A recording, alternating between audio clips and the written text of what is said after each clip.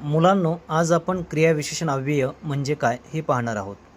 जो शब्द क्रियापदाबद्दल अधिक माहिती सांगतो त्या शब्दाला क्रियाविशेषण अव्यय म्हणतात. त्याचे प्रकार कालवाचक क्रियाविशेषण अव्यय: आज, उद्या, काल, परवा, आता, तेव्हा, नेहमी. उदाहरणार्थ, तो आज येईल, आम्ही उद्या जाणार. यामधील उद्या आणि आज हे कालवाचक क्रियाविशेषण अव्यय आहेत. त्यानंतर दुसरा प्रकार आहे स्थलवाचक क्रियाविशेषण अव्ययाचा. या अव्ययांमध्ये इथे, तिथे, वर, खाली, जवळ, दूर, आत, बाहेर, इथे, बसा, पुस्तक वर आहे. यामध्ये इथे आणि वर हे क्रियाविशेषण अव्यय आहेत.